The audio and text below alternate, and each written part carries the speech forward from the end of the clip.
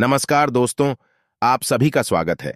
आपके अपने YouTube channel मानव जीवन में दोस्तों लाइफ में सभी आगे बढ़ना चाहते हैं और लाइफ में आगे बढ़ने के लिए हमें रोज ही कुछ नया सीखना चाहिए और आगे बढ़ना चाहिए।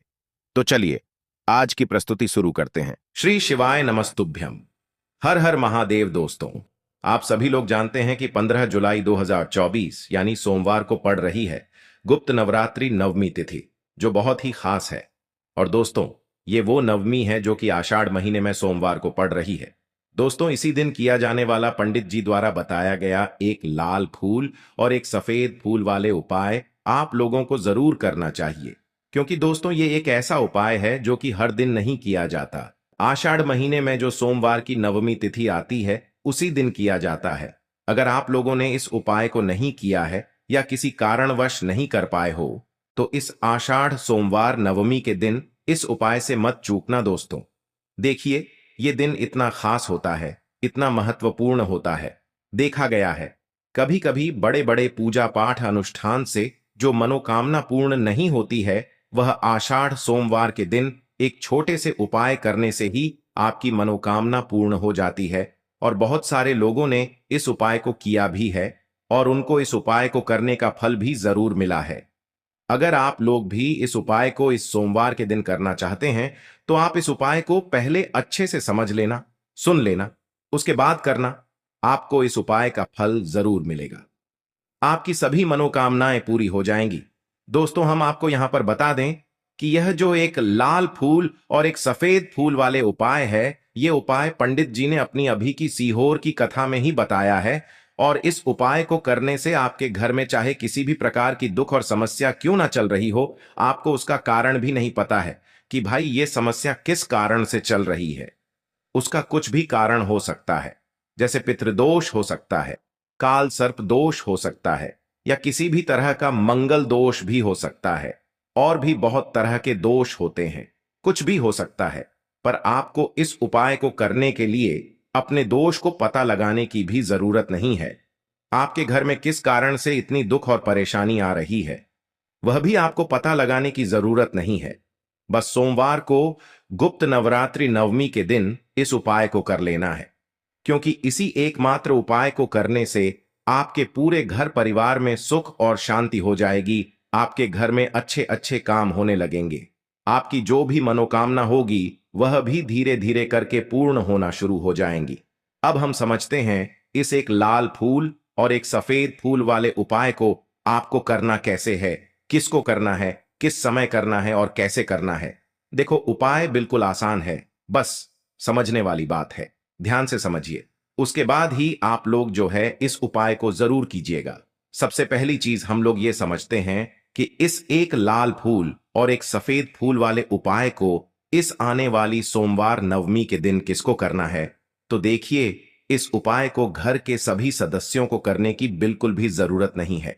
घर में से कोई एक मुख्य बड़ा सदस्य ही इस उपाय को करेगा, तो उस घर परिवार के सभी सदस्यों को इस उपाय को करने का फल मिल जाएगा।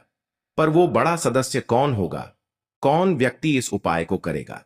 तो यहां पर देखिए, हम आपको बता दें, घर की जो बड़ी माताएं बहनें होंगी, घर की बड़ी माताओं बहनों में से कोई भी एक माता बहन इस वाले उपाय को कर सकती है अपने पूरे घर परिवार के लिए। घर में सभी सदस्यों को इस उपाय को करने की जरूरत नहीं है। मात्र घर की जो बड़ी माताएं बहनें हैं उनमें से कोई भी एक माता बहन इस वाले उपाय को करेगी तो उसके घर परिवार के पूरे सदस्यों को इस उपाय का फल मिलेगा।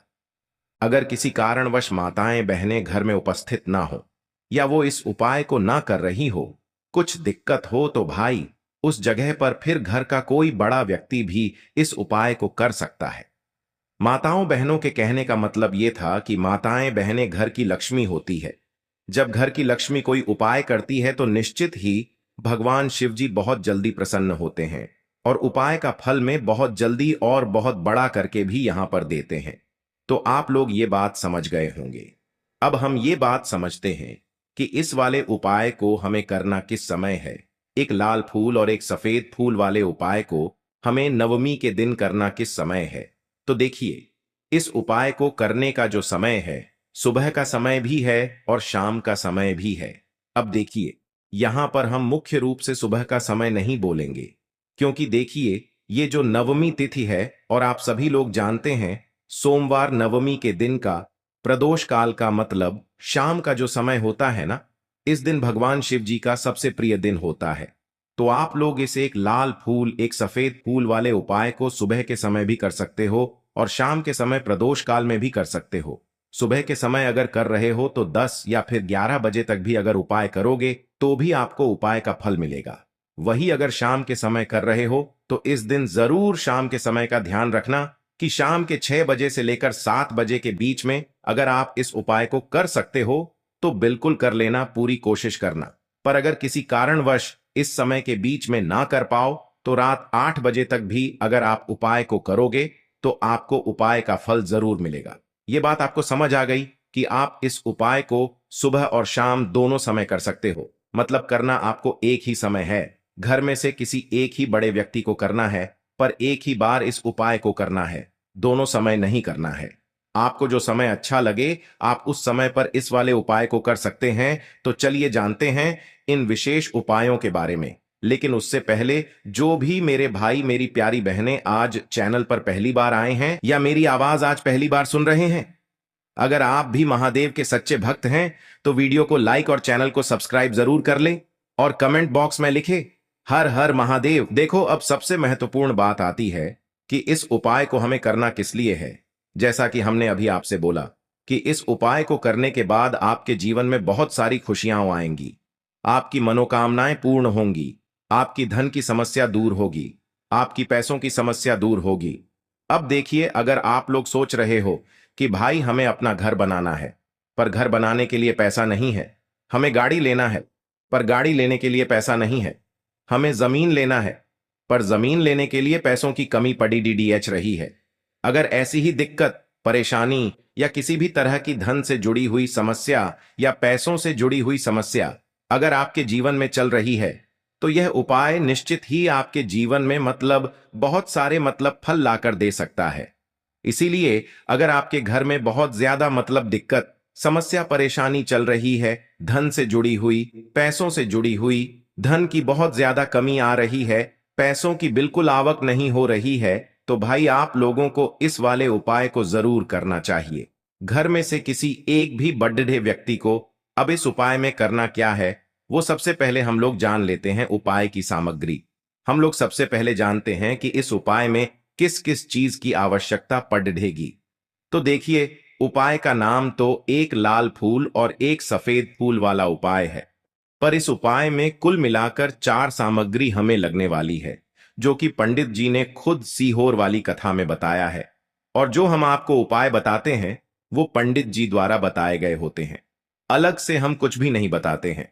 तो यहां पर हम लोग समझते हैं कि इस उपाय की सामग्री क्या है। तो देखो, उपाय की जो सामग्री है वो 4 सामग्री है, जिसमें से सबसे पहली सामग्री है एक बेलपत्र। देखो, बेलपत्र क्या होती है? बेलपत्र जो शिव की शिवलिंग पर चढ़ती है। दूसरी चीज है एक शमी पत्र। शमी पत्र वो जो शिवलिंग पर ही चढ़ता है। तीसरी चीज है दोस्तों एक लाल फूल, जो उपाय का नाम है। तो एक यहां पर आपको लाल फूल लेना है। अब ये लाल फूल कौन सा लेना है? देखो, शिवलिंग के ऊपर जो लाल फूल चढ़ता हो उनमें से कोई भी एक लाल फूल पसंद कर लेना और वो कहीं से तोड़कर या कहीं से खरीद कर लेकर आना और उस लाल फूल को उपाय में प्रयोग कर लेना। उसके बाद में एक सफेद फूल का विशेष रूप से ध्यान रखना। जो सफेद फूल शिवलिंग पर चढ़ता हो सिर्फ वही सफेद फूल लेकर आना, इसके अलावा कुछ मत लेकर आना, लेकिन केतकी का मत लेना। तो एक एक मात्रा में ही आपको ये चारों सामग्री चाहिए। एक बेलपत्र, एक शमी पत्र, एक लाल फूल और एक सफेद फूल। ये चारों सामग्री आप लोग तैयार करके रख ले। प्रदोष काल में या सुबह के समय जब भी आप इस उपाय को कर रहे हैं, जैसे ही आपके उपाय की सामग्री तैयार हो जाती है तो क्या हम सीधा उपाय को करने के लिए इन चारों सामग्री को लेकर उपाय करने के लिए जा सकते हैं? नहीं, तो यहां पर आपको इस बात का ध्यान रखना है कि हम भगवान शिव जी को प्रसन्न करने के लिए तो जा रहे हैं, हम अपनी मनोकामना को पूर्ण करवाने के लिए तो जा रहे हैं, पर हमें यह दर्शाना बिल्कुल भी नहीं है कि हम सिर्फ अपने फायदे के लिए भगवान शिव जी के मंदिर में आए हैं। इसलिए हम इस उपाय को करने के साथ साथ में भगवान शिव जी की पूजन अर्चना के लिए कुछ सामग्री भी जरूर लेकर जाएंगे, जैसे कि सुबह के समय अगर आप उपाय को कर रहे हो इस एक लाल फूल और एक सफेद फूल वाले उपाय को, तो भाई सुबह के समय आपको एक लौटा जल लेकर जाना है। जो लोग प्रतिदिन शिव जी के मंदिर जाते हैं, पूजन अर्चना करते हैं, जल चढ़ाते हैं, फूल बेल पत्र सब कुछ चढ़ाते हैं, भाई वो अपनी पूजन अर्चना वैसी की वैसी ही करना। बाकी जो सिर्फ उपाय को करने के लिए जा रहा है, जो कुछ भी लेकर नहीं जा रहा है, उसे कम से कम एक लौटा जल अपने घर से जरूर भरकर लेकर जाना। अगर आप उपाय को कर रहे हो, है ना, क्योंकि इस वाले उपाय को आप भगवान शिव जी की पूजन अर्चना करने के बाद ही करना। वहीं अगर बात करें शाम के समय की, अगर कोई व्यक्ति शाम के समय प्रदोष काल में इस वाले उपाय को कर रहा है, तो भाई आपको मात्र एक घी का दीपक तैयार करना है। ये बात हम हमेशा बोलते हैं, शाम के समय प्रदोष काल में कोई कर रहे हो ना, तो दीपक का विशेष महत्व होता है। सोमवार नवमी के दिन का प्रदोष काल में जो भी व्यक्ति दीपक जलाता है ना भगवान शिव जी के मंदिर में, भाई उसके जीवन से सारी दुख और परेशानियां भी दूर होती हैं। तो भाई इस दिन दीपक का विशेष रूप से ध्यान रखना आप लोग। अगर आप इस उपाय को शाम के समय प्रदोष काल में कर रहे हो, है ना, ये जो दीपक आप लोग लोगे ये आटे का लोगे। जो आटा आप गूंद दोगे उसके अंदर कुछ भी मत डालना, मात्र साधा आटा लगाकर उसे तैयार कर लेना और एक मीडियम साइज का दीपक तैयार कर लेना। वो दीपक न ज्यादा छोटा हो न ज्यादा बड्ढा हो, है ना। उसके बाद में दीपक आपका तैयार हो जाए तो इसके अंदर जो बत्ती रखोगे वो गोल बत्ती रखोगे। देखो गोल बत्ती भी दो तरह की होगी, एक बाजार की और एक घर वाली। तो कोशिश करना अपने घर में जो रुई रखी हुई है उस रुई से आप लोग एक गोल बत्ती अपने ही हाथों से बनाओ। उपाय का फल अच्छा मिलता है, भगवान शिव जी जल्दी प्रसन्न होते हैं। जब हम किसी भी उपाय को अपने हाथों से परिश्रम करके तैयार करते हैं तो आपको उस दीपक के अंदर एक गोल बत्ती रख देनी है।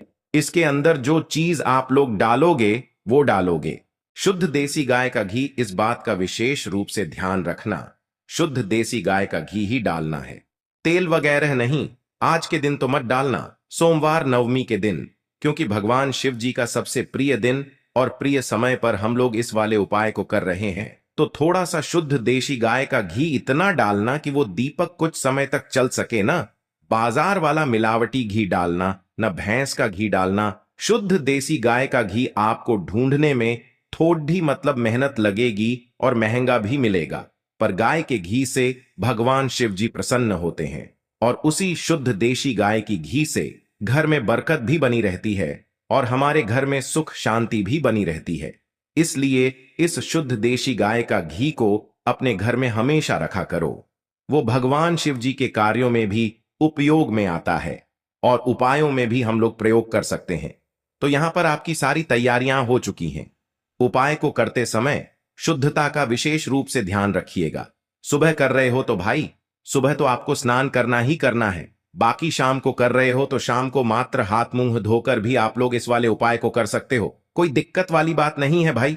उपाय की पूरी सामग्री तैयार करके और पूजन सामग्री लेकर आपको भगवान शिव जी के मंदिर पहुंचना है, जो आपके घर के पास में हो, जहां पर शिवलिंग विराजित हो, शिवालय हो, वहां पर आप लोगों को पहुंचना है। और जैसे ही आप भगवान शिव जी के मंदिर में पहुंचते हो वहां जाकर ही उपाय शुरू नहीं करना है, पहले आपको भगवान शिव जी की पूजन अर्चना करना है। पूजन अर्चना कैसे करोगे? सुबह के समय गए हो तो एक लोटा जल वगैरह जो भी पूजन सामग्री लेकर गए हो, उससे पहले पूजन सामग्री आप लोग मतलब पूजन भगवान शिव जी की कर लो। जो व्यक्ति सिर्फ एक लोटा जल लेकर गए हैं वो शिव जी की शिवलिंग पर मात्र एक लोटा जल एक धारा से धीरे धीरे करके चढ़ा लो, है ना।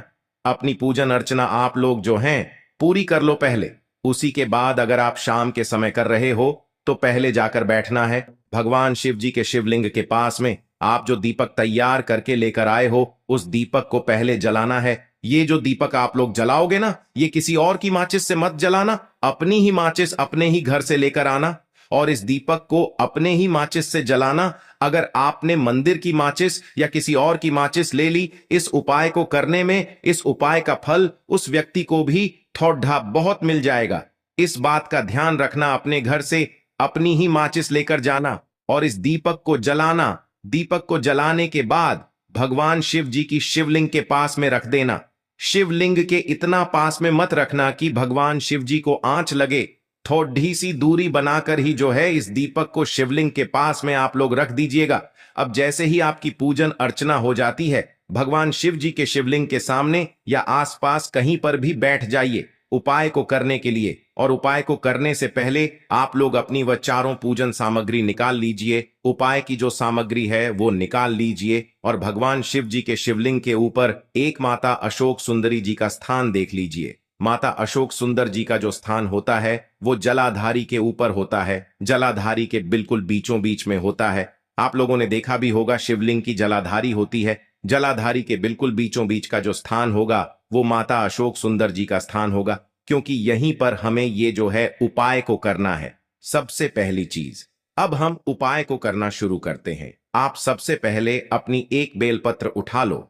एक बेलपत्र को आपको माता अशोक सुंदरी जी वाले स्थान पर सबसे पहले समर्पित करना है। बेलपत्र की डंडी का मुख होगा जलाधारी की तरफ, जहां से जल बहता है और नीचे गिरता है, और बीच वाली बड्डी पत्ती का मुख मतलब शिवलिंग की तरफ होगा। इस तरीके से आपको इस बेल पत्र को माता अशोक सुंदरी जी वाले स्थान पर समर्पित कर देना है। उसके बाद में अपनी एक शमी पत्र उठा लो जो आप उपाय के लिए लेकर आए हुए हो। शमी पत्र को उठाकर शमी पत्र की भी जो डंडी का भाग होगा वो जलाधारी की तरफ करके, जहां से जल बहता है नीचे गिरता है उस तरफ करके, और पत्ती वाला भाग शिवलिंग की तरफ करके इस शमी पत्र को भी उस बेल पत्र के ऊपर आपको समर्पित कर देना है। समर्पित करने के बाद अब आप ले लो अपना एक लाल फूल जो आप उपाय को करने के लिए लेकर आए हुए हो। इस लाल फूल का जो खिला हुआ भाग होगा, चाहे वो गुलाब का फूल हो चाहे कोई सा फूल जो शिवलिंग पर चढ़ता हो, भाई उस फूल का जो खिला हुआ भाग होगा वो शिवलिंग की तरफ होगा। बाकी जो पीछे का भाग होगा फूल का वो जलाधारी की तरफ, जहां से जल बहता है नीचे गिरता है उस तरफ होगा। और आखिरी में आपका जो एक सफेद फूल बचा हुआ है, इस सफेद फूल को भी आपको लेना है और सफेद फूल का जो खिला हुआ भाग होगा वो शिवलिंग की तरफ होगा, जहां पर शिवलिंग रखा हुआ है उस तरफ होगा, और डंडी का भाग जलाधारी के पीछे की तरफ हो जाएगा। मतलब जो जहां से जल बहता है और नीचे गिरता है। जब आप लोग एक बेलपत्र, एक शमी पत्र और एक लाल फूल, एक सफेद फूल चढ़ा रहे हो, तो उस समय आप लोगों को कांता भगवान या कांता चक्र का नाम लेते हुए ही जो है इस उपाय को करना है, और भगवान शिव जी और नारायण जी का स्मरण करते हुए ही इस उपाय को आपको करना है। तो जब भी आप एक बेल पत्र, एक शमी पत्र, एक लाल फूल और एक कमी हो रही है, जो भी दुख और समस्या परेशानी चल रही हो, आपको अपनी वह दुख और परेशानी जो है भगवान शिव जी से उपाय को पूरा करने के बाद वहीं पर पास में बैठकर बोल देना है। हाथ जोड़ के आंखें बंद करके अपनी परेशानी और श्री शिवाय नमस्तुभ्यम का जाप करना है। दोस्तों, आज हमने इस वीडियो में कुछ उपाय बताए हैं जो आपको करने हैं। आज के लिए बस इतना ही इस वीडियो में दी गई जानकारी। अगर आपको अच्छी लगी हो तो प्लीज हमारे चैनल मानव जीवन को सब्सक्राइब करें, लाइक करें, और हमारे वीडियो में अंत तक बने रहने के लिए धन्यवाद।